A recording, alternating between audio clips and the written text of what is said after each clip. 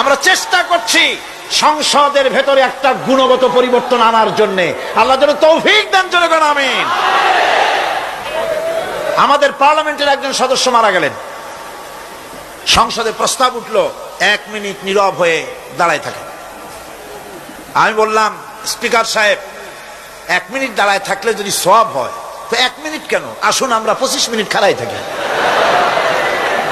আর যদি কোনো সওয়াবই না হয় তাহলে এই প্রহসন কেন? আমরা তো আমাদের মা বাপের কবরের কাছে গিয়া কোনোদিন ভূতের মতো খাড়াই থাকি না, সেখানে তো অবশ্যই আমরা দোয়া দুরূদ পড়ি, ঠিক কিনা? বললাম, স্পিকার সাহেব, আমার মাহফিল যদি হতো তা আমি বলতাম সূরা ফাতিহা পড়েন, ইখলাস পড়েন, দরুদ শরীফ পড়েন। এটা আপনার মাহফিল, এটার গার্ডিয়ান আপনি, এটার অভিভাবক আপনি। আপনি সকলকে বলেন সূরা ফাতিহা, সূরা ইখলাস পড়তে। মাননীয় সম্মানিত স্পিকার সাথে সাথে বললেন সকলকে, আপনারা ফাতিহা পড়েন, ইখলাস পড়েন, দরুদ শরীফ পড়েন।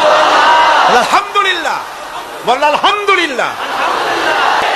ভাইরা আমার, সুতরাং এই সমস্ত হচ্ছে খ্রিস্টান ইহুদিদের কাস্টমস, তাদের ট্র্যাডিশন, এর সাথে আমাদের কোনো সম্পর্ক নাই।